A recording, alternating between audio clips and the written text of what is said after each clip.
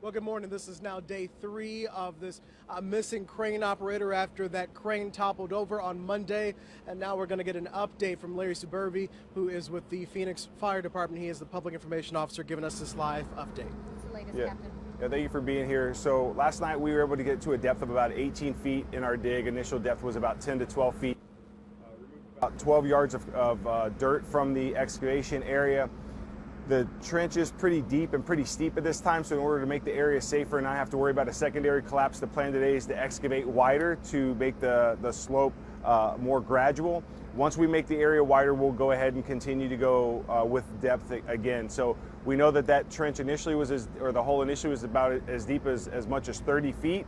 So we still have some digging to do to get down there. Right now, it's still the fire department and the construction crews working together.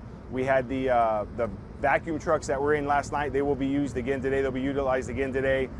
Expect that we'll continue to work all day. We don't have any sort of timeline because we don't know how deep he is inside that trench at this time. So, you know, again, for us, the big thing now is to make the area safe and to continue to do that.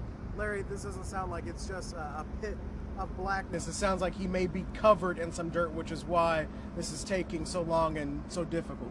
Yeah, so there was a 30-foot hole that was about 8 to 10 feet wide, and then when the collapse happened, the ground around that entire area gave way. So it is a very deep hole, and it's also pretty wide. So at this point, the ground is a hole, and when you're in a city, all the dirt's been dug up before. It's all we consider it all unstable, non-compacted dirt. So with that, we have measurements and charts that we have that tell us what the slope should be to keep us safe during that process. Is there any possible way he would still be alive under there? At this point, we're calling it a body recovery. You talked about the columns that are being built. This is for the SkyTrain expansion here at the airport, and this has been pretty routine that they dig the hole, you put the rebar bin. Should be a rather easy and routine system. He sounds like he's done it several times. He backs out, moves on to the next one, but something went wrong on this one.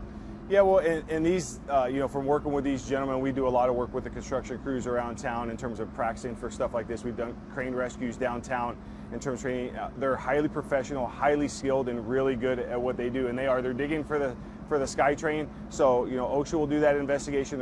The police department will do the investigation to find out exactly what went wrong in the process this time. But I can tell you from being on the technical rescue team for 8 years is that the construction crews we work with are highly skilled, highly technical. Larry, what are the chances that we're going to get to that victim today?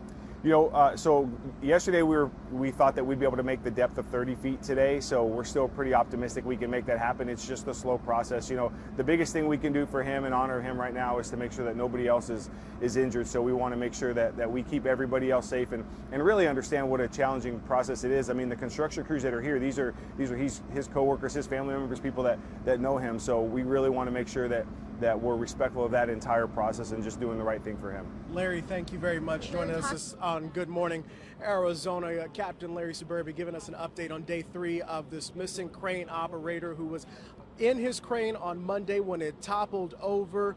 This morning he has still not been found. As you said, they've got a lot of work ahead of them to dig deep and wide to find this person. At this time, they are believing that this is just a recovery, not a rescue operation 3 days in.